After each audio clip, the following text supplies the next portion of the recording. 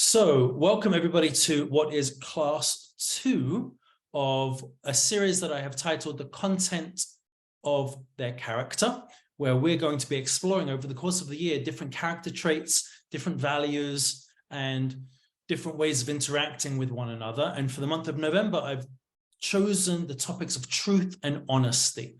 By way of a brief recap, we looked at the Torah's command to distance oneself from falsehood. We spent a long time last week, if you remember, this is just a 1-minute overview, a recap, where we looked at why the Torah would not just list this command in the way that it lists every other negative command. Do not kill, do not steal, do not commit adultery. It should say, do not lie. And yet the Torah in an emphatic language says, you must distance yourself greatly from falsehood. We spent a long time exploring that and understanding why that was. However, if we stopped the class at the end of last week, and that's all that there was to say on the subject, then we wouldn't get the complete picture. Because does that mean that we should never lie?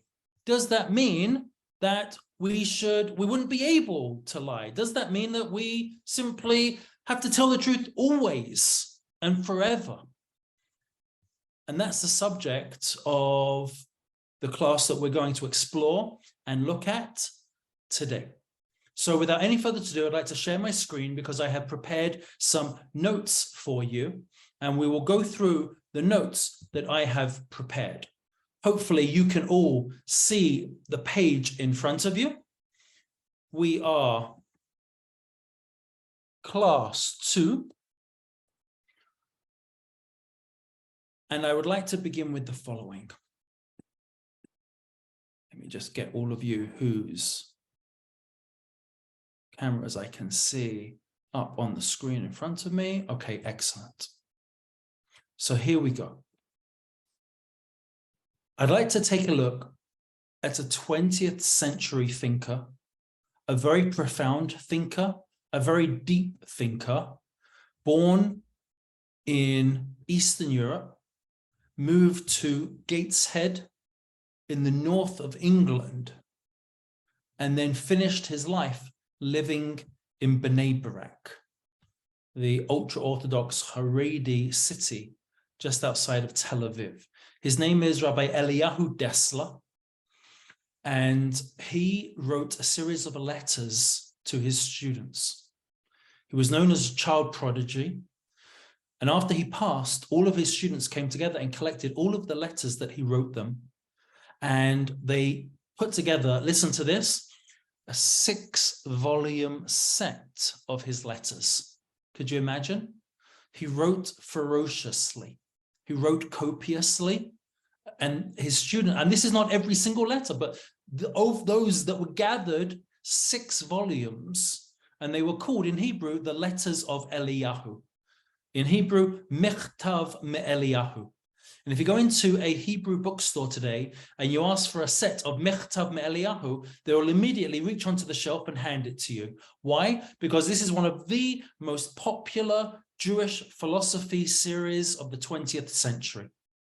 If you are looking to get a sampling of this in English, Feldheim Publishers put out, it's not the complete 6 volumes, but they put out a sample, a taste of these letters in a volume called Strive for Truth. Strive for Truth, published by Feldheim Publishers. The author, Eliyahu Dessler, Mechtav Me'Eliyahu. Let's open up a letter that was written by Rabbi Dessler, where he says the following. Text 1. Can you see on your screens where I'm reading? I'm going to read in the English for the purpose of ease and simplicity. What is truth and what is falsehood? When we went to school, we were taught that truth is to tell facts as they occurred, and falsehood is to deviate from this. This is correct in simple cases, but in life, many occasions arise when this simple definition no longer applies. The first thing, let's stop there. The first thing I want to analyze from this opening paragraph is that he realizes the adulthood of life, the complexity of life, the gray area of life. Now, when we're taught as children, tell the truth, don't tell lies, it's very straightforward. What's true? What's a lie? You know what that is. You know what the other one is. Make sure you stick with one. Make sure you don't deviate, and make sure you keep far away from the other. But he says life doesn't make that definition so straightforward anymore. And look at his complexity and his sophistication. Sometimes it may be wrong to tell the truth about another person. For example, if it would reveal something negative about him, unless there was an overriding purpose and necessity. And sometimes it may be necessary to change details when the plain truth would not bring benefit but injury. In such cases, what appears to be true is false, since it produces evil effects, and what appears to be false may help to achieve the truth. Wow. Now, if we stop here, and we're not going to stop here because there's more, do not leave me just yet. If you have to leave early, I understand. Everyone's got a busy life, it's all good, but don't leave now. Because if you left now, you could twist the world into a horrible, dark place to fit your agenda based on what he has just said thus far. Because what he finished off saying is devastating. It's actually incredibly dangerous. What he finished saying was there may be times where it's necessary to change details. And in such cases, what would appear to be true is actually false, since it produces evil effects. And what appears to be false may actually help achieve the truth. Now that sounds very dangerous. That sounds almost as if we've leaked into another area where we can bend the world to suit our agenda, and it doesn't matter who we hurt, trample over, or control. That's a very scary thing to say. But let's start to first break this down. Let's think of examples. Can you share with me an example, please? Take yourself off of mute, where sometimes it may be wrong to tell the truth about another person. For example, if it would reveal something negative about them. Can you share with me an example of where that might actually apply? Where might it be wrong to tell the truth about another person?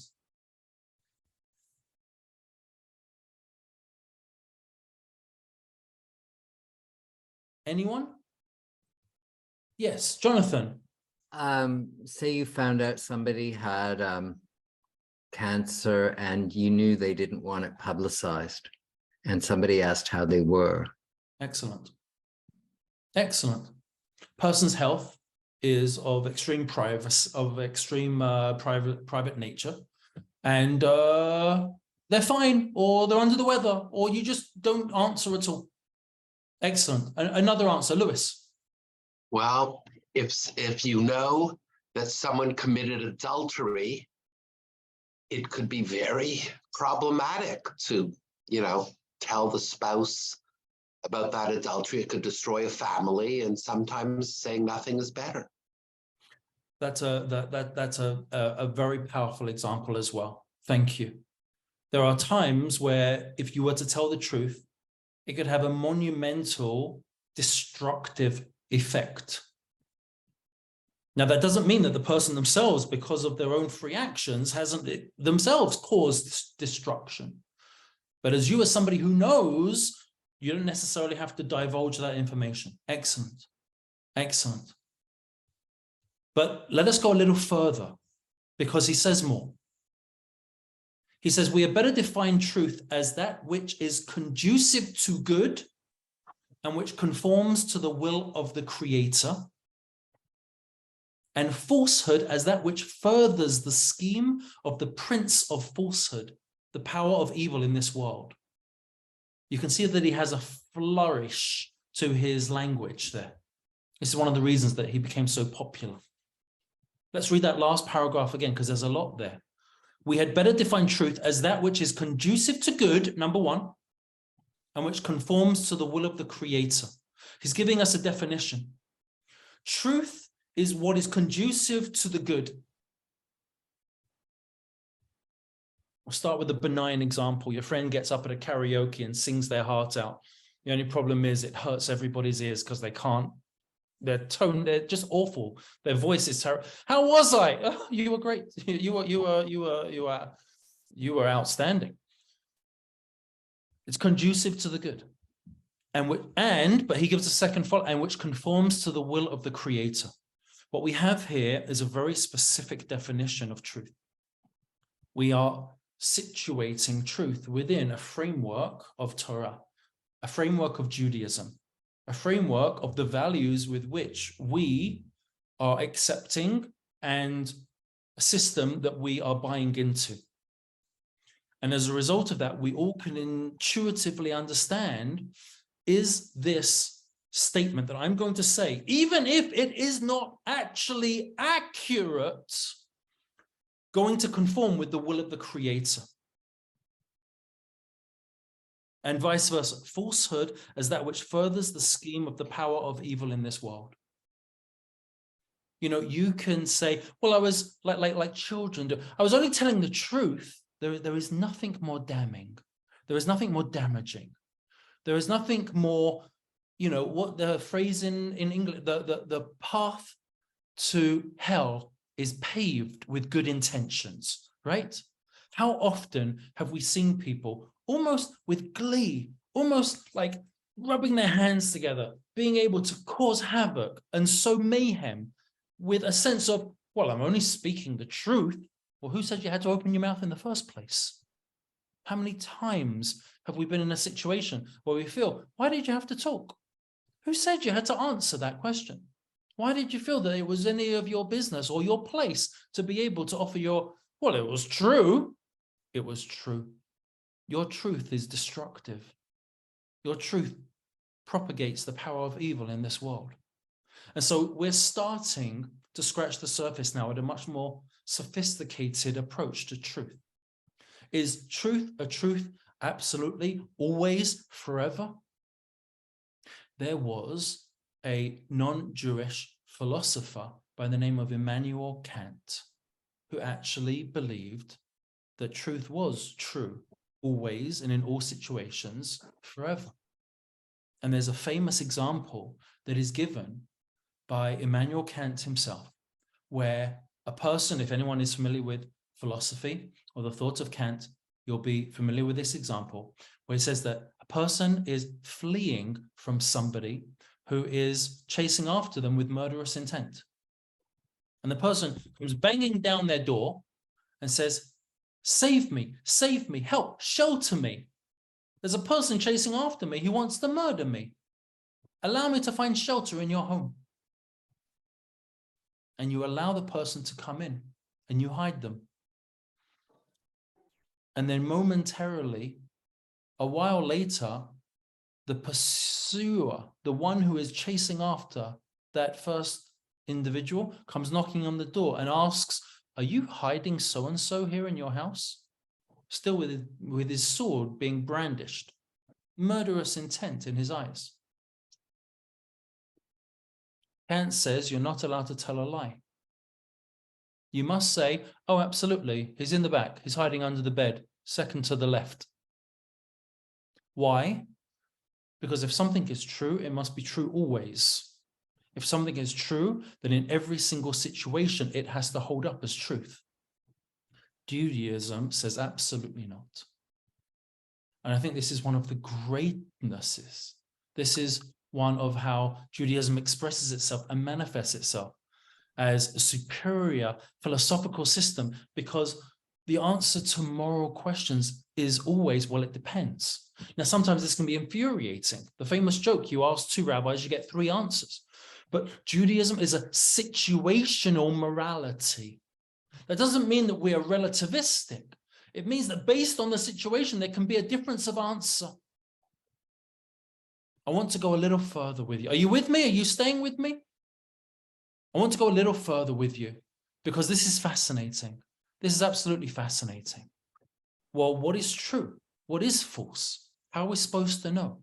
I want to read another section of this same letter. Again, Mechtav me'Eliyahu, the letters of Eliyahu.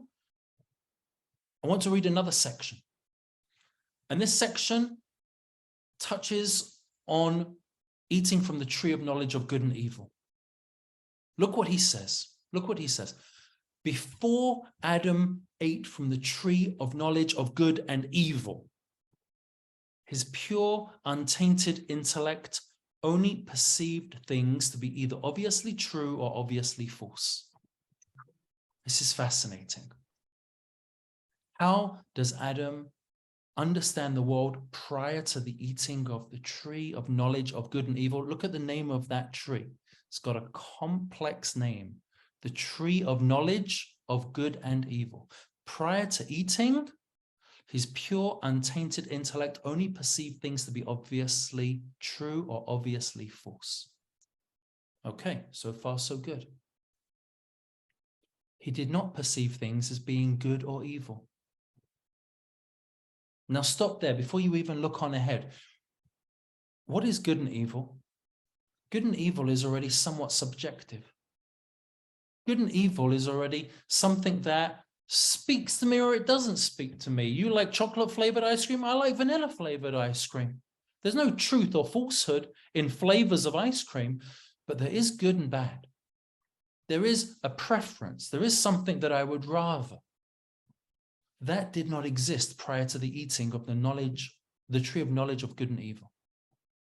In other words, when a person sees with pristine clarity, I'm continuing in the text, when a person sees with pristine clarity the repugnance of evil and the beauty of good, then he sees in every matter a simple choice of truth over falsehood. When we are able to see with open eyes, then the choices in front of us are easy.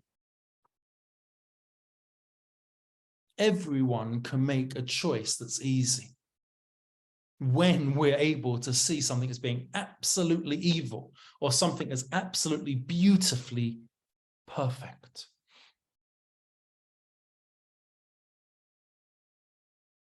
However, he wants to go even deeper. Because on a deeper level, good, now listen to him carefully, good is really that which accords with the will of God. And it alone is truth and has permanence. Evil is anything which contradicts God's will and is falsehood and nothing less. In other words, what's he saying here? In other words, he's saying we don't live in a world of truth and falsehood. That's an amazing claim from an Orthodox rabbi. We don't live in a world of truth and falsehood. Maybe Adam did before he ate from the tree, but you want to know what world we live in? We live in a world of good and bad, and that's situational. And when can you determine if something is good? One way only. Does it accord with the will of God? I want to give you a simple example. I want to give you an absolutely simple example. There is a Mishnah that we have in the laws of weddings. And the Mishnah asks a question. How is one supposed to dance and praise and make merry the bride and groom? And Beit Hillel gives an answer. Beit Hillel says, you know what you're supposed to say to a bride? Wow, you're beautiful. You are so pretty. Look how wonderful you look on your wedding day.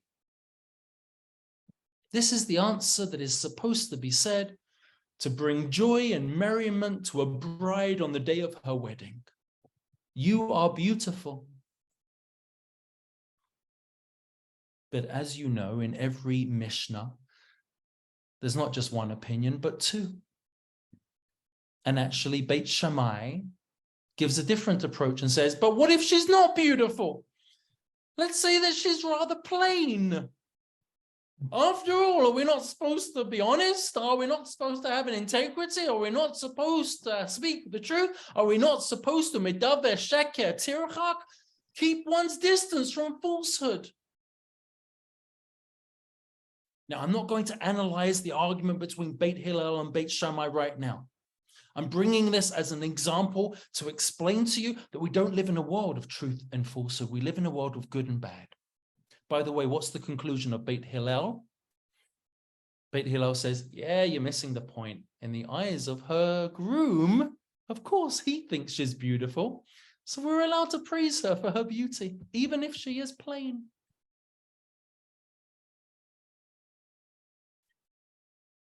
Do our words conform with the will of God? Because that is the world we live in. We don't live in a world of truth and falsehood. It's an amazing statement, an amazing claim to make.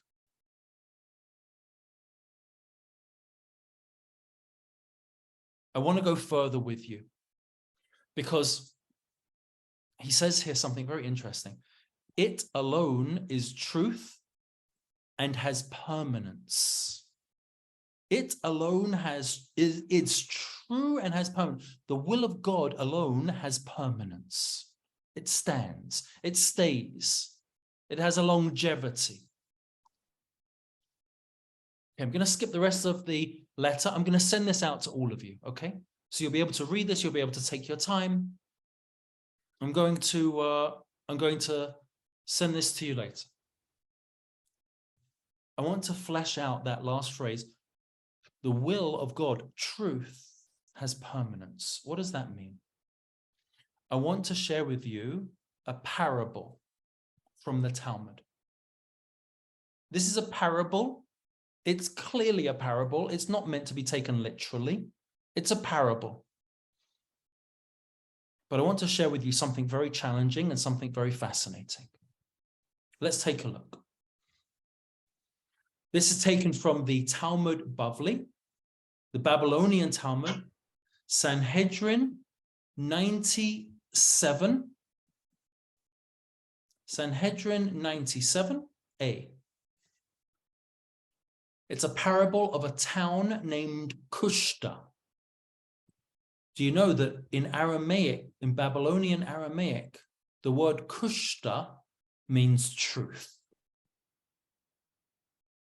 So what I would like to do with you is share with you a parable from the land of truth. Before we begin, would anyone like to live there? Let's take a look. Now remember, it's a parable. So we're entering into a world of metaphor. Rava said, Rava is the name of one of the Talmudic scholars. In the beginning, I used to think there is no truth in the world. One of the rabbis told me, Rav Tavut was his name, and some say Rav Tavyomi was his name, that even if you had given him all the treasures in the world, he would never tell a lie. It's a euphemism. He would never change his speech. Never change his speech means he would never tell a lie. So we're being introduced to a very fascinating concept. In the beginning, I thought there was no truth in the world. And then one of the rabbis told me that if you had given this rabbi all of the treasures in the world, he would never tell a lie. This person would stick to the truth always. You couldn't buy him off. There would be nothing that you could ever gift him with that would allow him to say anything other than the truth. Okay, let's explore. One time, he went to a place named Kushta. He went to the land of truth. And what happens in the land of truth? Wherein no one altered the truth and no one died an untimely death. He married a woman from there and they had 2 sons. Why would no one die an untimely death, by the way? Let's pause there. Why would no one die an untimely death? Why do you think?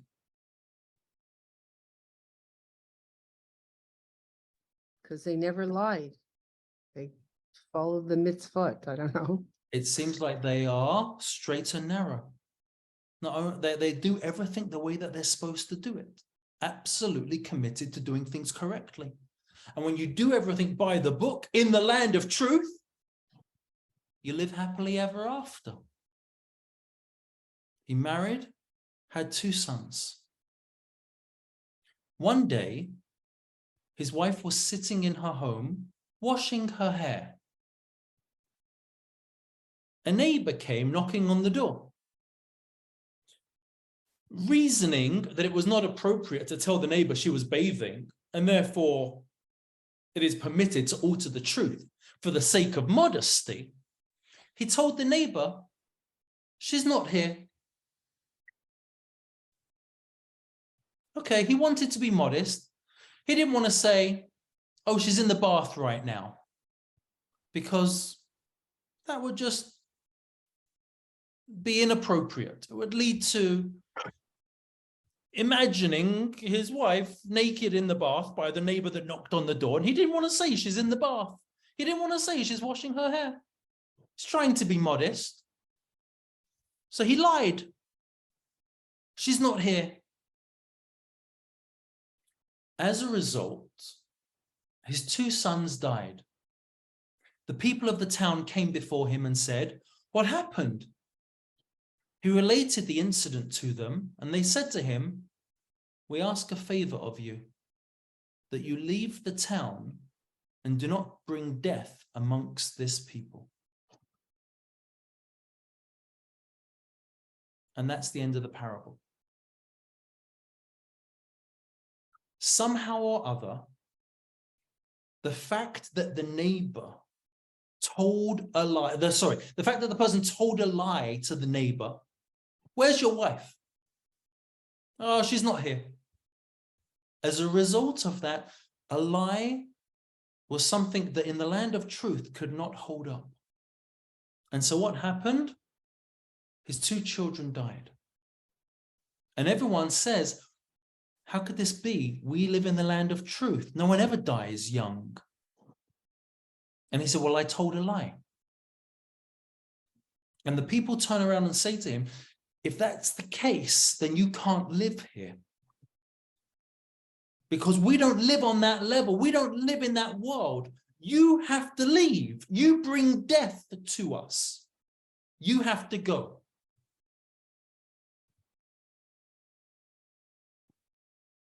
Now, I want to analyze this with you a little further.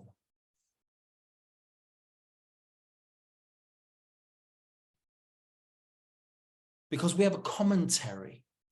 We have a commentary on this from a person called the Maharal, great rabbi of the 16th century. You might be familiar with him from the legends that say that he built a golem, the Maharal of Prague and his golem. The Maharal explains this passage by saying that the place named Kushta doesn't really exist in this world. Kushta means a perfect truthfulness, where both the message and the words are always accurate. And he says that type of level of truthhood is impossible for the world that we live in. Why? Because the world that we live in is a world where it's right to alter the truth when appropriate. The world that we live in is a world where we have to change the truth. It would be the appropriate thing to do. And therefore, explains the Maharal, as long as Rav Tavut was a human being living in this world, then he could not inhabit the town called Kushta, where both the message and the words have to always reflect one another with a perfect 100% accuracy. This is a parable that comes to teach us that there are times where truth has to be altered. because that is ultimately a higher value. We live in a world of a value hierarchy. And if I was to say what's the top value, so many of you last week would say truth. But now as we deepen our learning, we come to an understanding that truth is not the highest value in that hierarchy of our morality. Rather, the will of God becomes the ultimate hierarchy, the ultimate value in that list of priorities. So if we have to do a triaging of sorts to be able to say, what is the highest of our values? It's not truth. It's a shocking thing to say in a religion that puts such an emphasis on its commitment to truth. And it does. And I'm not saying throw the baby out with the bathwater. And I'm not saying that now we've got license to lie. And I'm not suggesting that we should go around bending everyone's minds to control them, misleading them. I'm not saying that at all, and hear me carefully. I'm saying that the absolute commitment to total truthhood is not something that can exist in this world. That, by the way, is what I think it means when it says that his children died. What are his children? Children are person's creativity. Children are a person's products that they are able to create in this world as a result of their efforts and labors. We are not able to exist in a world, and our creativity and the things that we're able to produce is not able to exist in this world if we would totally have a commitment to truthhood in its every single facet. Good? Are you with me? So far, questions, comments, thoughts? Yes, Gina. Yeah, so it might be premature and just a very simplistic way of putting it, but is it then, is it not more the exception than the rule that we're challenged? No. Would it be fair to guide the way in which we speak, to aim for the truth to the best of our ability?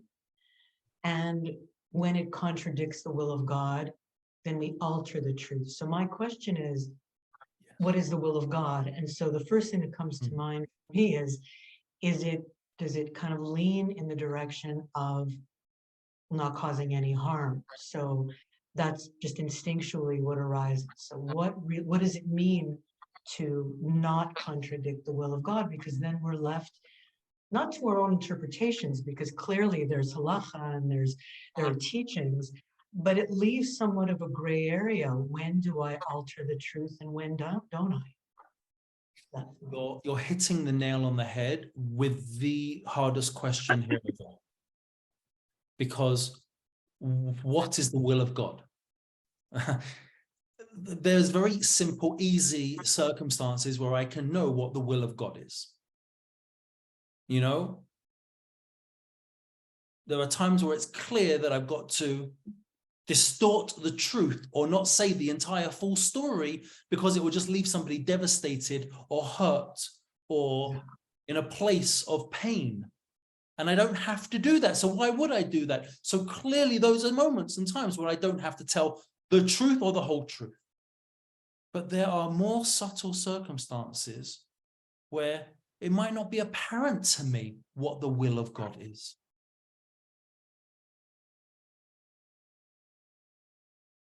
And how do I find out in such a situation what the correct approach should be? So I want then to I'd be share alone. some. I want to share. Sorry, one moment. I want to share something with you, and that is that a person of great humility in such circumstances will, if they're humble enough, go outside of themselves and ask a third party and an objective observer. This is not something that we commonly do in our world today because we're so independent and we make so many autonomous decisions the thought of going to a guide, a moral authority, a rabbi, a person we admire and look up to, someone we trust, and say, listen, I've got this moral complexity and I'm not sure where I should make such a decision. Can you help me? First of all, who has such people in their lives like that today? Who has the moral philosopher on speed dial? And I'm not talking about somebody living in an ivory tower, but someone who understands the common day reality on the ground, the world in which we live in. Who would be able to be so blessed to have a guide, a teacher, a rabbi, a person that they would admire and look up to with the depth of wisdom from the moral perspective of knowing the world that I inhabit and the world in which I'm a part of, to be able to go and ask such questions to. But a person who is stuck and wants to be able to know what is the true will of God in these situations, that would be a perfect example of now would be the time to ask for an objective third opinion. Go to a third party. Go outside of oneself.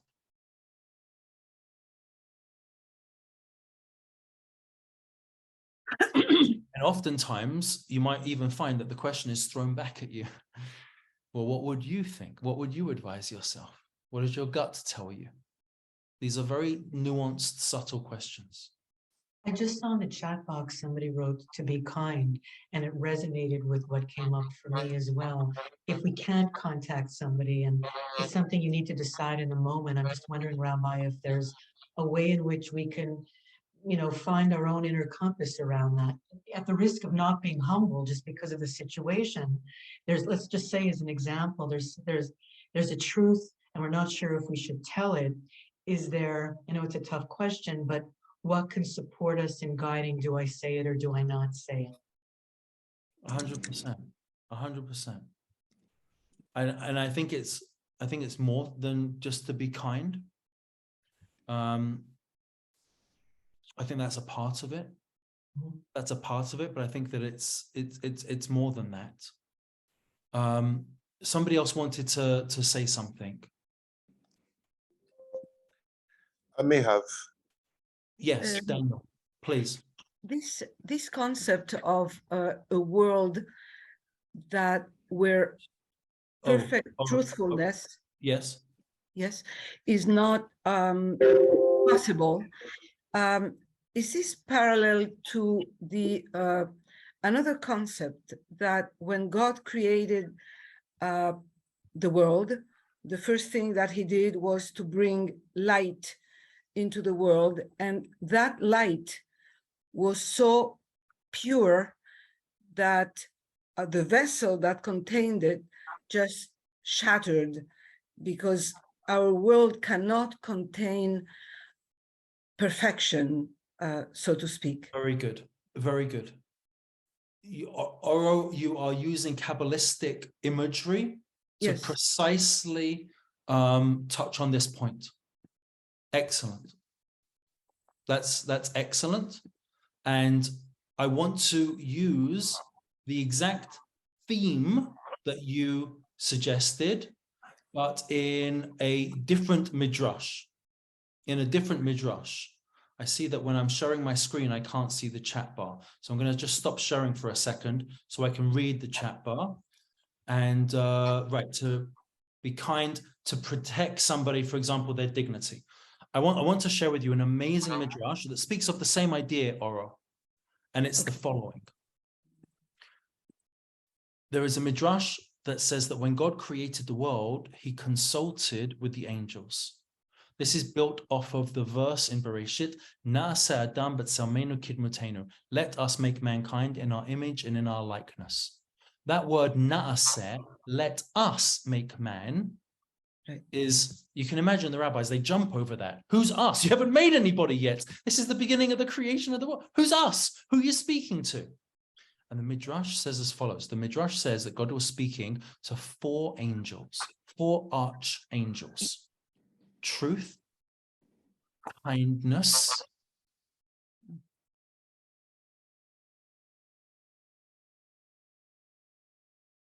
mercy, and justice.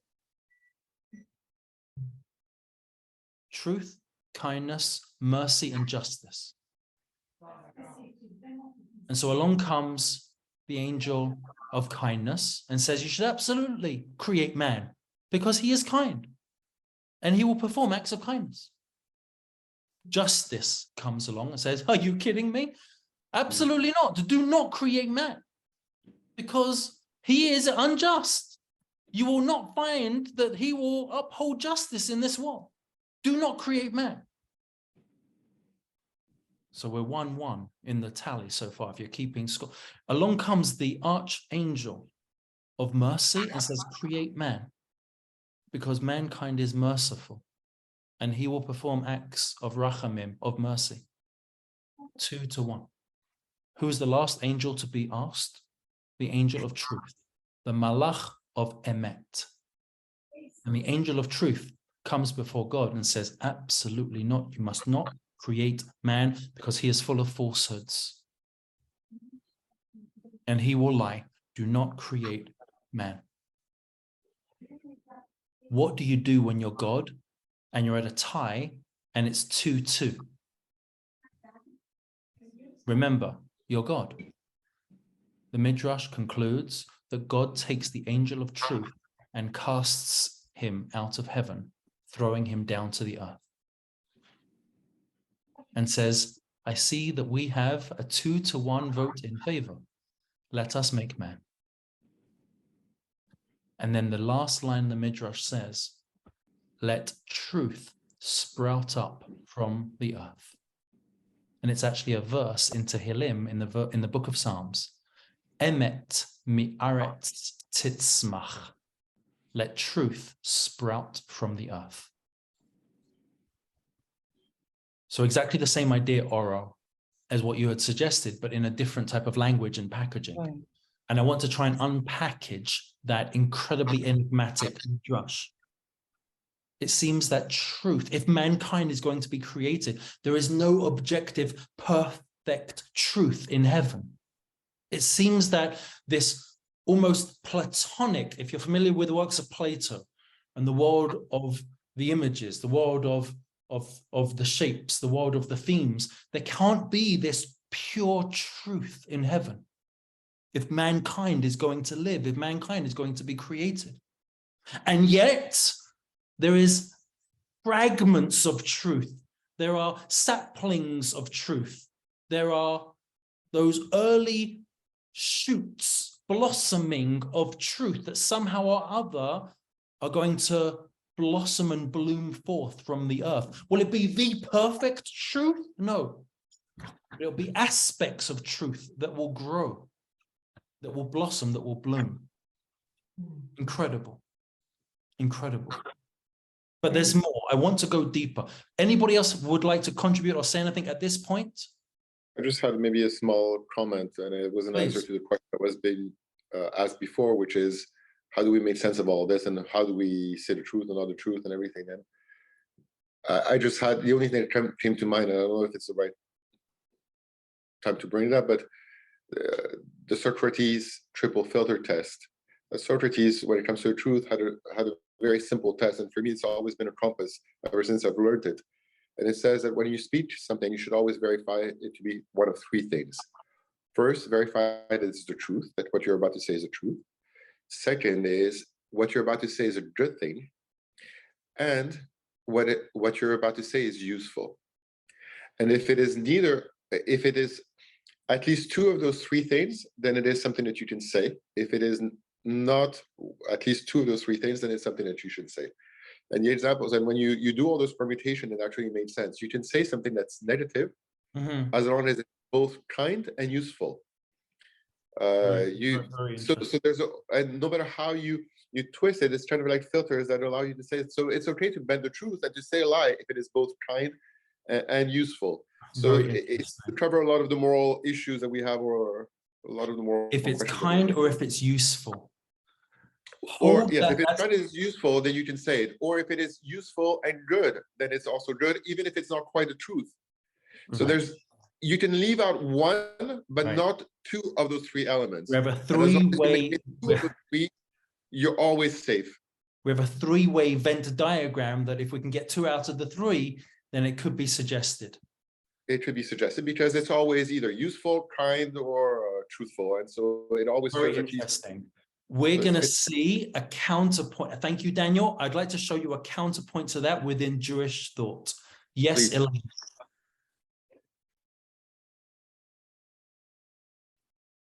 Elaine, yes. Is that a hand? Did you want to say something, Yes. Elaine?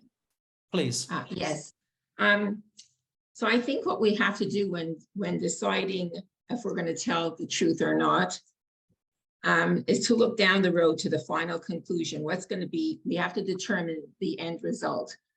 And I'll give you an example that I have seen a few times in life, in my long years. And that's the issue of fixing people up in shidduchim. Okay. So I can think immediately of two situations where a young girl was fixed up with a guy who had mental illness that was being hidden. So for instance, if he was on his meds, he would seem okay, but because of his mental illness, it was very likely he was going to go off his meds, which often happens. And it led to an enormous amount of misery for those two young girls. The marriages lasted 1 week and 2 weeks, but the long-term effects on the girls were huge. Wow. And that's a situation where you look down the road and you realize that, yes, you have to be truthful here. Wow. I absolutely agree with that there is going to be a ramifications to that. And it can't just be something of a quick and easy, it's true now, but is it going to be true in 3 weeks after the wedding? That's actually a very nice segue. And I'm going to compare what you just said and what Daniel said earlier, going back into another Jewish text. Take a look at the following. Do you see my screen? Hold on a moment. Yes. Let me start that again. Excuse me. Now I see all of you. And we're going to go here. Okay. So let me take you on the following. This is incredible. Look at text 4. The Maharal talking about this parable of the rabbi who went to a world of truth and says that it couldn't exist in our world. One has to understand that the point of this passage is to teach the high value of truth, that all which follows truth is suitable for permanence and continuity. As the sages said, truth stands, falsehood does not stand. And I think, Elaine, this is similar to what you just said. Truth stands. If it's true, it's going to hold up. It's going to be permanent. It's going to be long-lasting. And this is actually in that vein, like you said, and I think it's a counterpoint to what Daniel said earlier, in terms of Aristotle's 3-tiered test for whether or not a person should say something. Look at the text below. The following example explains the statement, truth stands, falsehood does not stand. What does it mean, truth stands? This is incredibly important. We all intuitively realize that waking life is relatively more real and true than a dream during sleep. Why is this? Because waking life has relative permanence and continuity. Your room and bed are still there when you wake up, even though they disappeared while you were asleep. However, a dream lacks any permanence or continuity. When you go back to sleep, your room and bed on the Caribbean island that you dreamed about previously are gone. Therefore, it's easy for us to sense that the events and objects of waking life are true, since they have relative permanence, whereas a dream, which lacks any permanence and continuity, is false. It could therefore be said, that which is true stands the test of time. However, I want to go even further. This is so beautiful. Look at this. This is incredible. You're going to think about this for the rest of your week.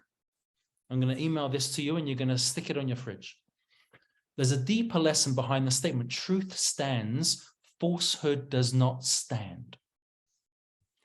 How many letters are there in the Hebrew alphabet, everybody?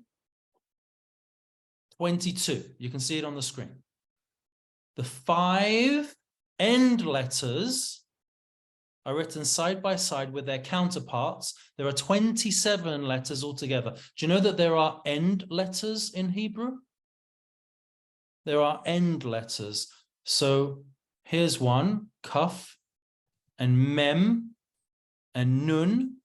When those letters appear, and fe and sadik, when those 5 letters are written at the end of a word, they're spelt differently. Do you see these 2 letters that I'm highlighting? They're both the letter sadik. But when this letter, sadik, is at the end of a word, we write it this way, as opposed to this way. Here's the letter mem. When the letter mem is at the end of a word, it's written differently. Here's a mem, and here's a mem when it appears at the end of a word. When we include those 5 final letters, those are called final letters, there's 5 of them. When we include those 5 final letters, we get 27 letters altogether. Why is that important? Because it's an odd number. It's an odd number. What does an odd number allow us to have? It allows us to have a perfect beginning letter, a middle letter, and an end letter. They've been bolded and highlighted. Do you see? Beginning, middle, and end. Do you see that? What's the first letter? What's the middle letter? And what's the final letter of the Hebrew alphabet? Yes. Aleph, mem, taf, emet. True. Why didn't you say it out loud? And now look at something even more beautiful. Look at the physical shape of these letters. Do you see the letter Aleph? It has 2 legs. See the shape of the letter Aleph? It has 2 legs. See the mem? It has a broad base. It's resting flat and firm. See the taf? Again, 2 legs, resting flat and firm. It's true, the letters compared to English, the letters are very pretty. If you look at the... Each of the letters of emet are built on 2 legs and have a firm foundation. This teaches us that truth is built on a foundation that endures.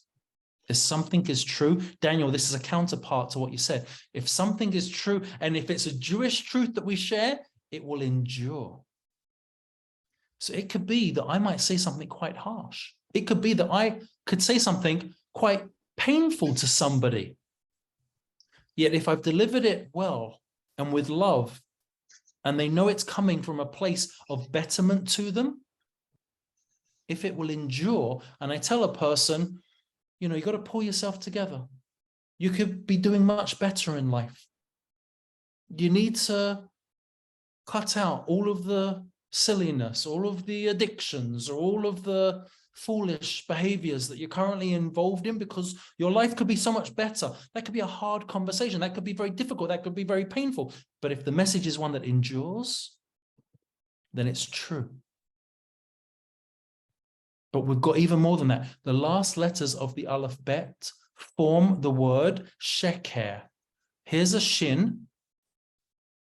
Here's a kuf. Here's a resh.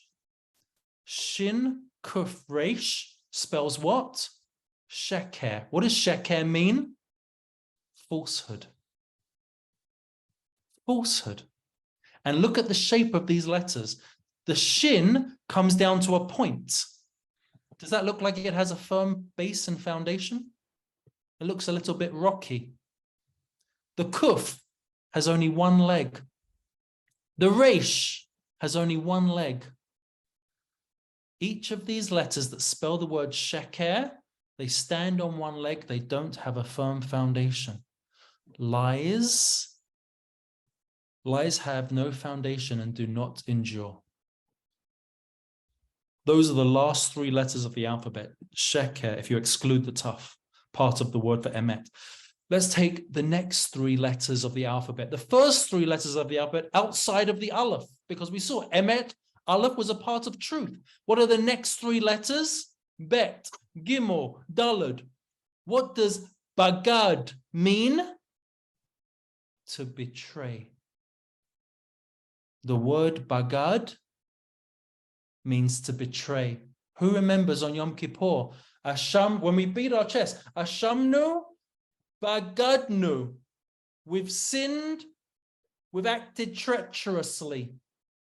Bagad. Bagad is to betray. Now look at what is incredible here. You have sheker over here, the last three letters outside of truth. You have bagad, to betray, the first three letters outside of truth. And when you compare the letters of emet, which were originally the beginning, the middle, and the end, and you compare now an end heavy and a beginning heavy, what do you see? You see that falsehood only makes its appearance at the beginning or the end of a matter, but it was never there consistently all the way through. It's simply found to be non-existent. It's empty. Whether it's sheker at the end or bagad at the beginning, it doesn't have the consistency of appearing all the way through. And finally, our sages tell us that one has to dig in the Torah and one will find truth. As an example, the final letters of the first three words of the Torah are the mixed up letters of the word truth. Dig a little deeper and the truth will be clearer. The final letters of the second through fourth words spell emet in order. Bereshit, bara, Elokim, et Hashomayim ve'et haaretz. In the beginning, God created the heavens and the earth. Aleph, Aleph, Mem, Taf. Now we have, looking at the last letter of these words in the beginning of God's creation, we have the word emet, we have the word truth.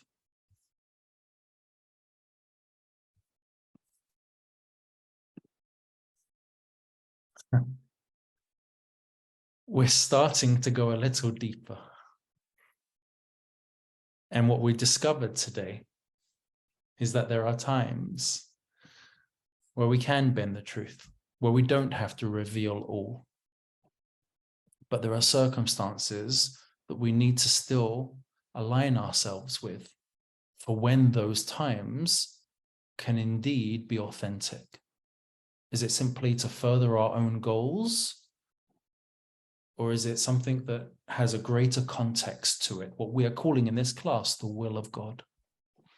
And as we saw, if something is true, then there'll be a consistency. It will be true all the way through. And if something is falsehood, then usually it doesn't have any legs to stand on. And it might make a temporary appearance, but very soon afterwards, either it flashes at the beginning or it appears at the end, it won't have a sense of endurance. It won't have that longevity to present itself as true and authentic all the way through. Okay, this is our class for today. I hope I'm sharing new ideas with you that are challenging, that are interesting, that are thought-provoking. Is this something that you're familiar with? Is this something that you've heard before? Is this something new? Give me a quick taking of the temperature. New, it's new, Rabbi. It's new? Okay. Okay. Vivian, yes.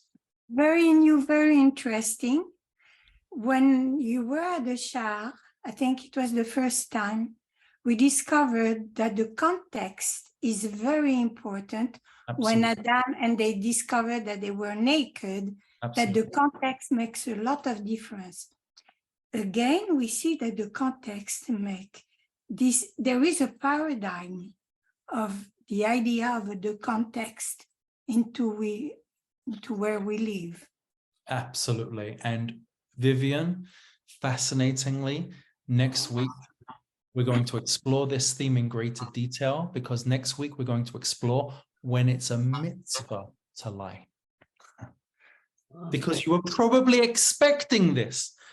After everything that we've just seen, and after Vivian's comment, you're probably expecting that there probably are circumstances, not just where contextually maybe I can get around it, but we will look at and explore when it's actually a mitzvah to lie. Now, again, these are dangerous ideas. These are complex ideas, and they're context dependent, like you mentioned. But we're going to see this from another perspective and see it even a little bit deeper. And there's so much more that we have to explore. We are halfway through the course, okay? Don't give up yet. Don't stop yet. We are halfway. There's a world more to explore. And I can't wait to continue learning with you next Tuesday at noon.